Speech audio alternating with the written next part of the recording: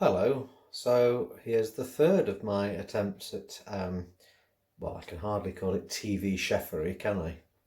But tonight I'm going to make a Geordie carrot cake. Um, and so I thought I'd video this right from the ingredients, which I've laid out a bit Blue Peter style more than Delia Smith. I think Delia would have matching vessels for all the ingredients, and I'm certain sure that she wouldn't allow bits of the worktop and the fridge and the chopping board to make an appearance as well, but there you go. So to make Geordie carrot cake, and by the way, this is a double quantity because I wanted to use up some carrots that I'd got, even though you don't use all that many in it. But to make this carrot cake, I am using half a pound, 8 ounces of carrots. That's the weight after they've been peeled, topped and tailed, but before grating. And to go with that, I've got 1 pound of flour. Now normally I'd use a pound of either quinoa flour if I was doing it gluten-free, or a pound of ordinary plain flour if I was doing just a standard version. But because we're in the middle of lockdown and people have been panic buying all the flour, I've actually used half a pound of ordinary plain flour mixed with half a pound of buckwheat flour. So that will work perfectly well. I suppose I could have used all buckwheat, but that might have made it slightly extra nutty. But then again, one of the other ingredients in this is half a pound of pecans. And out of that half pound, I have removed exactly 16 of the biggest whole pecans, and they will be used for decoration on top of the finished cake. Remember again that I'm talking here about a double quantity, so this will make 2 cakes. Halve all the ingredients I'm saying if it was for 1 cake, and take out just 8 nuts for the decoration if it was 1 cake. So as well as the flour, which I say this time is mixed of 2 sorts, there is 1 teaspoon of bicarbonate of soda, 1 teaspoon of baking powder, and half a teaspoon of salt per amount of mixture. So on this dish I've actually got 2 teaspoons each of baking powder, bicarb, and 1 whole teaspoon of salt. And here I have a heaped teaspoon of ground cinnamon and a heaped teaspoon of grated nutmeg. So that's most of the dry ingredients. It just leaves in the dry ingredients 1 pound, sorry, not 1 pound, 12 ounces. 12 ounces of muscovado sugar, 6 eggs, and 4 ounces each of sultanas and raisins, and they have sat overnight in the juice and the flesh of 2 limes. And I have the grated zest of 1 very large unwaxed lemon. I would normally use 1 fairly average sized lemon for half this amount of mixture, in other words for 1 cake, but this was a particularly huge lemon, so I've used just the 1 huge lemon for the 2 cakes. And in fact there is the naked lemon after de-zesting, and compared with those 2 limes you can see just how big it is. I'm not going to use those 2 limes this time because, as I say, I've already got the juice of 2 limes mixed in with the sultanas and raisins, and in fact I also zested the limes that I used in that, and the zest is in the bottom of that dish somewhere as well, so nothing's wasted. And the last ingredient, which is not over on this side of the kitchen but it's about to come into view off the cooker, is 12 ounces of melted butter. So that's all the ingredients, and I'm going to pause this in a second, set up the camera on the tripod, looking at the trusty Kenwood Chef. And as you can see, we're starting off with the balloon whisk. It's probably the tool I use least on the Kenwood ever. But the first step of this is going to be to put the melted butter and the eggs and the sugar into the mixing bowl, and to whisk them until they are very, very pale and the sugar and eggs and butter are fully blended together. So we'll pause here while we move a few ingredients out of the way, set the camera up facing the chef, and then we'll restart with those things in and mix those together. So here we are ready to go with the first step of the mixing. And so in the bowl I've put the sugar, the butter and the eggs, nothing else. And I'm about to lower the head of the machine and whisk those until they are smooth and very pale in colour. Obviously you won't be able to hear me very well when the mix is on, so I'll just show you it starting off and then won't bore you with watching it mix for ages, but once it is mixed I'll let you see what it looks like at the end. So here we go.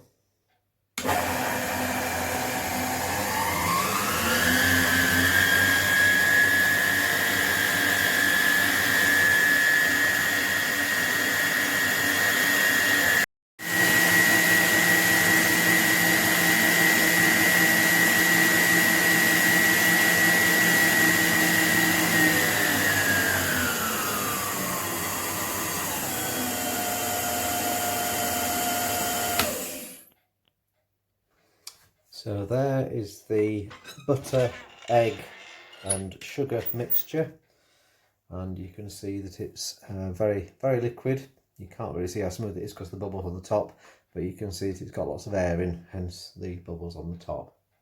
So the next stage now is to add the flour, bicarb, salt, spices and so on. But these need to be folded in very carefully so as not to knock out the air that we've already beaten in. So I'm going to change the whisk and I'm going to put in instead the folding tool. So out comes the whisk. Try not to drip eggy mixture everywhere.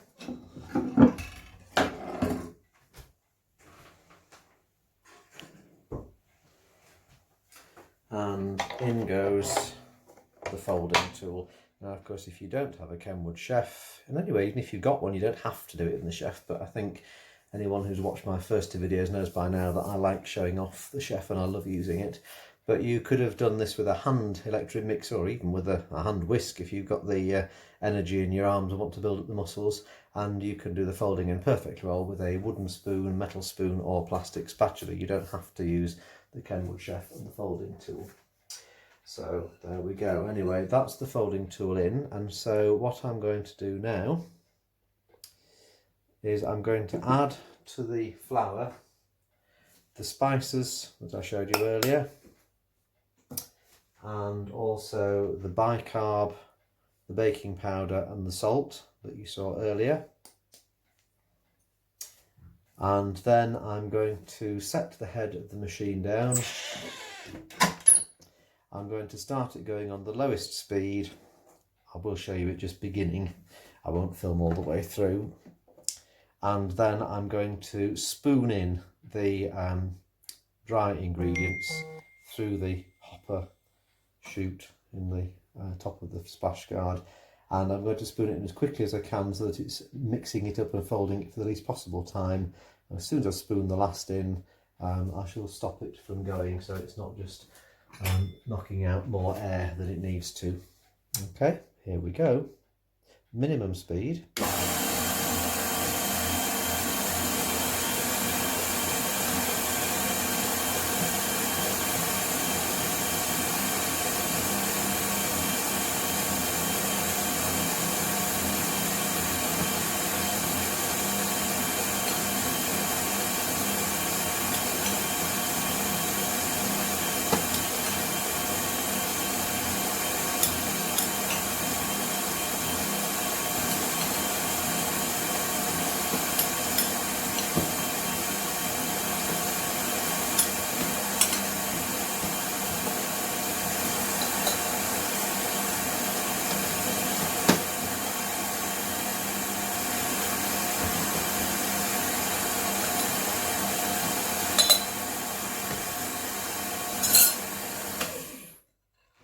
We go. So that's now all folded in, and just give you a little look down the chute so you can see what the mixture's like.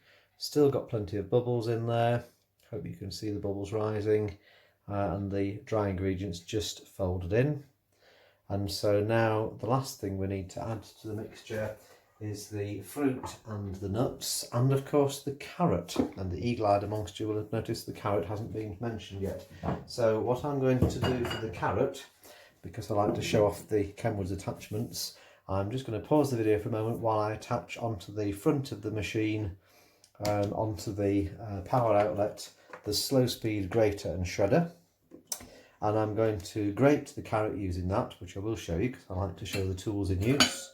And then I shall be mixing, well, I say mixing, I shall put into one receptacle the fruit, the carrot, the lemon zest and the nuts, tip them all straight in, lower the head, and again using the folding tool, fold in for the shortest possible time.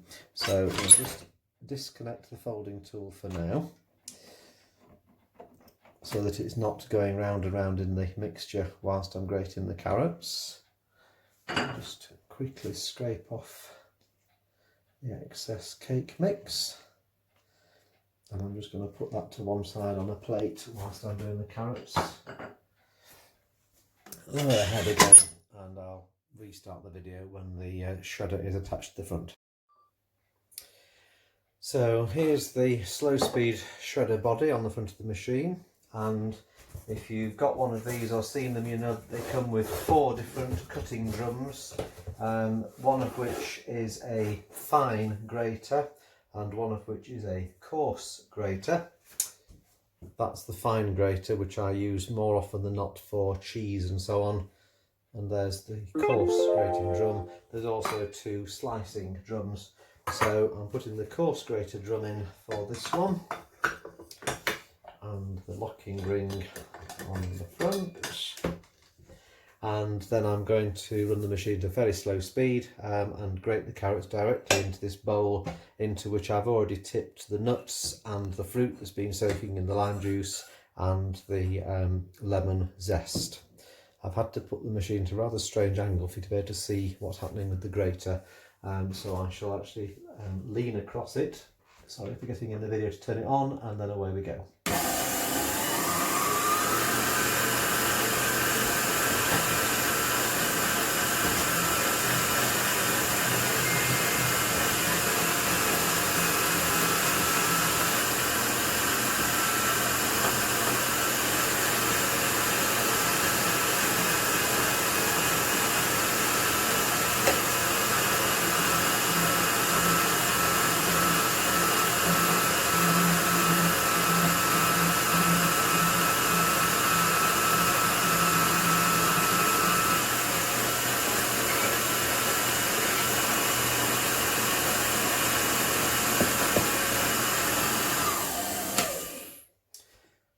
There we have half a pound of coarsely grated carrot, and as always a little bit, tiny bit stuck in the top of the shoot, but there won't be in a second.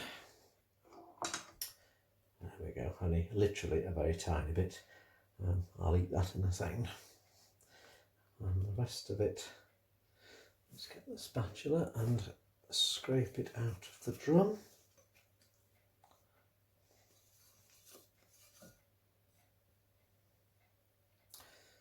Oops, left a bit behind. There we go. And equally a very small amount just stuck in the body of the shredder. There we are.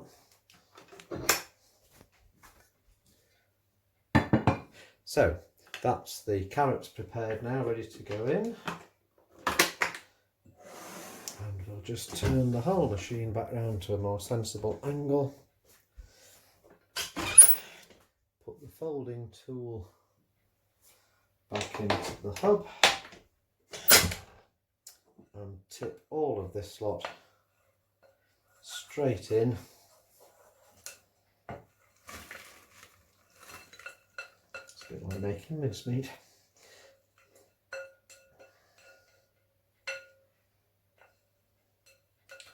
Gorgeous lime and spice smell there. There we go. And then we're going to fold that in as briefly as possible.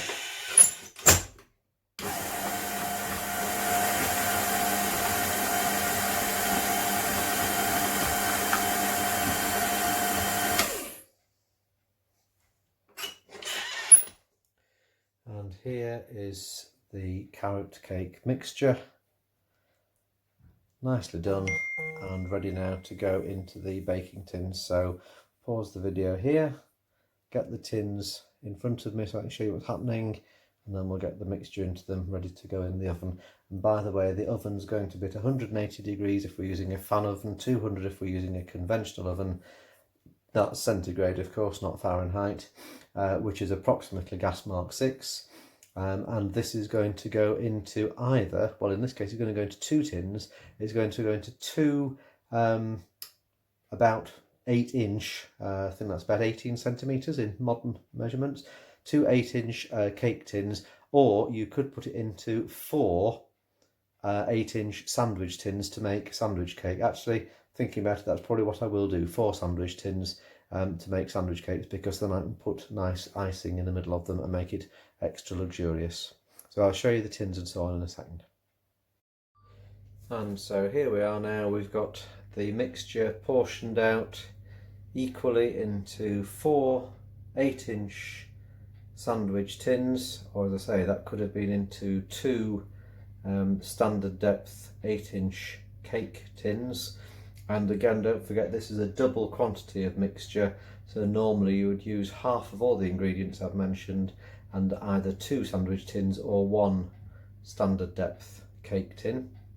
And these are now going to go in the oven at 180 fan, 200 conventional, that's approximately gas mark 6, and they'll take around about 40 minutes to cook in this form, or about an hour to cook if you do it as a full depth cake.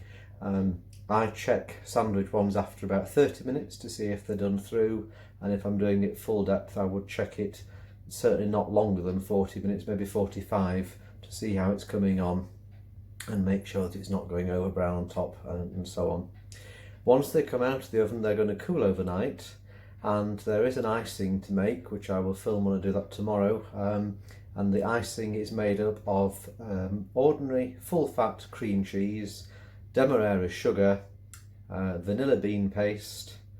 That's mixed together, very simple to do, and then that is put in between the 2 layers of cake and also on top of it, or if you've done it with a full depth cake, just on top, and it's finished off with some grated lime zest and with the pecans that we reserved earlier on, which are sitting there at the back waiting for that to be done. Obviously, if you want to freeze these, they freeze really well, but I wouldn't freeze them with the icing. I'd freeze them just as they are once they've cooled from the oven. So they're going in next, and the next part of the video will be made tomorrow, and then I should put all the video together and upload it for you to enjoy, I hope. So here's the final part of the Geordie Carrot Cake.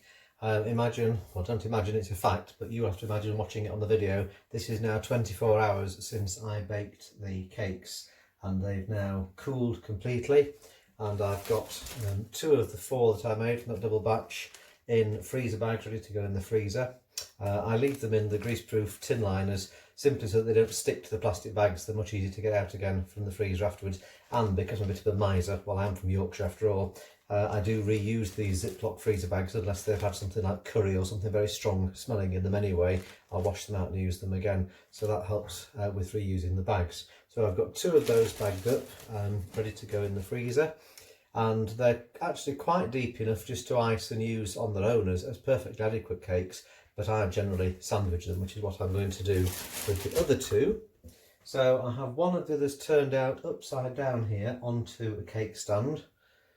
So there's the nice flat bottom of it from out of the tin, and the upper side of it's against the plate. And the other one you can see behind it here, still on the wire cooling rack.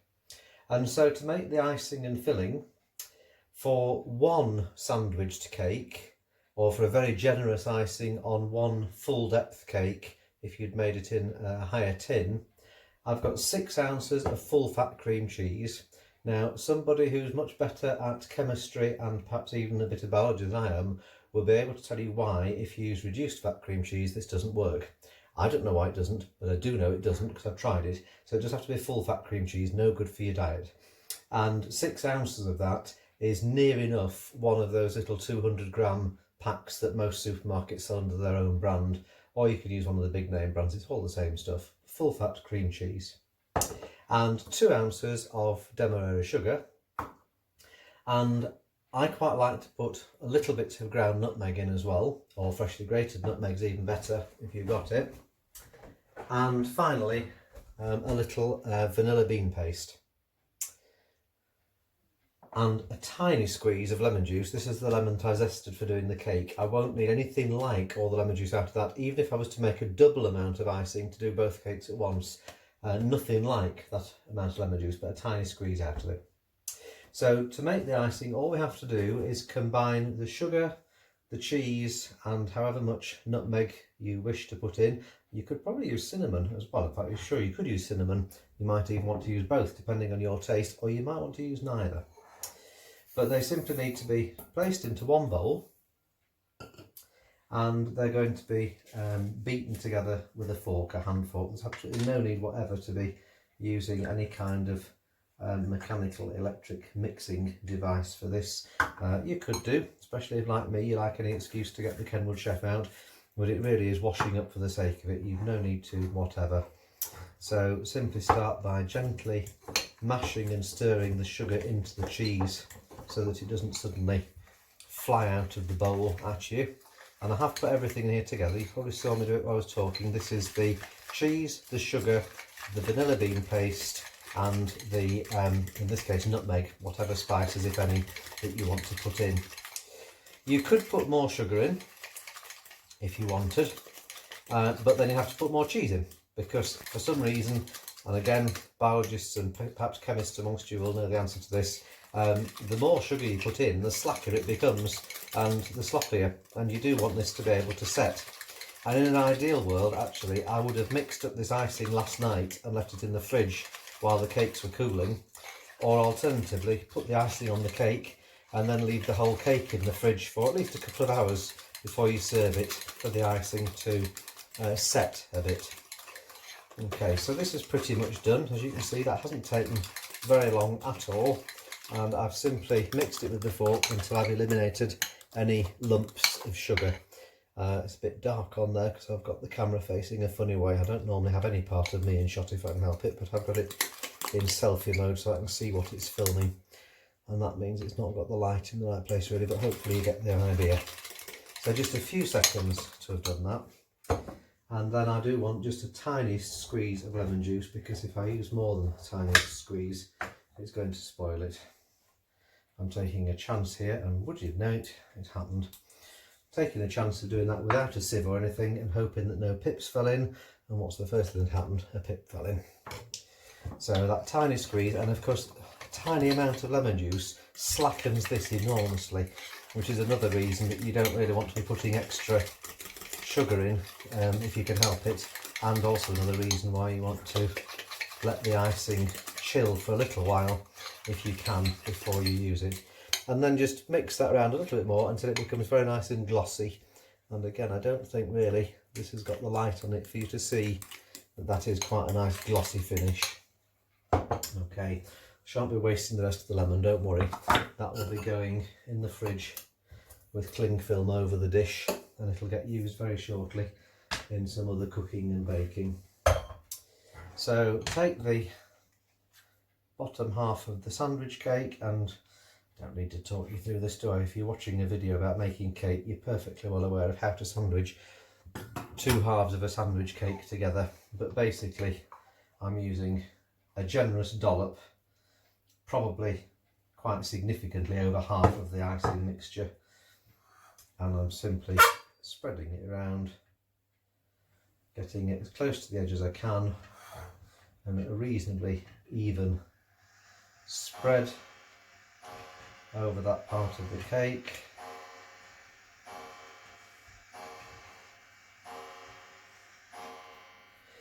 And then, I'm sure you don't need me to tell you anything about this, plonk on the other part of the cake.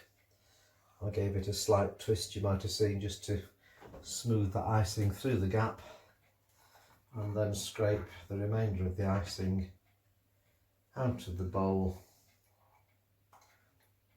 onto the top of the cake.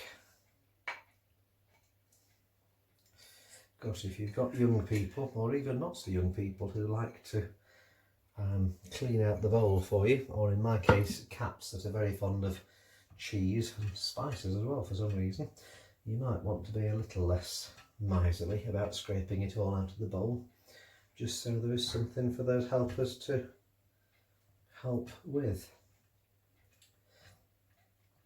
And so I'm just smoothing the icing over the top of the cake. Now it's entirely up to you what you do with it now. What's right and what's wrong with icing. You can do whatever you like, can't you? Some people seek to get it as smooth and flat and glassy as they can. Some people want to put artistic patterns in with a fork or a skewer or cocktail stick or whatever. I really don't see what it matters. You do what you like for the icing. All I'm bothered about is getting it reasonably evenly thick and right to the edge of the cake, and miserly style, getting all of it off the spatula, even using my finger. Yes, my hand was washed. Fanny Craddock used to say that all the time, didn't she? I shouldn't really say it, because the more I watch of the old Fanny Craddock videos and cringe at her, the more I notice how often she's assuring you that her hands, which always looked filthy, had just been washed. I never believed her. So the more I say it to you, the less you'll believe me. And that can't be good. So there we go. That's the icing on the cake. Haha, pardon the pun. And you may remember that I reserved 16 pecans yesterday. Now 16 was for 2 cakes. So I'm only going to put 8 onto this one cake. If you wanted to put more on, of course you can. It's entirely your choice. But there's my 8 pecans on top of one cake, and there we have, as far as I'm concerned, one completed Geordie carrot cake. Just before serving this, you could zest over some more lime for decoration, but actually, because there's only me going to be having any of this at the moment, I'm not going to bother with that, because it just means taking the zest off another lime. Yes, I could show you for effect, but this is hardly the BBC, is it? So I'm going to leave it at that, and if you want to decorate it with whatever you like, I recommend zest of a lime, because I think it both tastes good and looks quite nice. So there you go, Geordie carrot cake completed.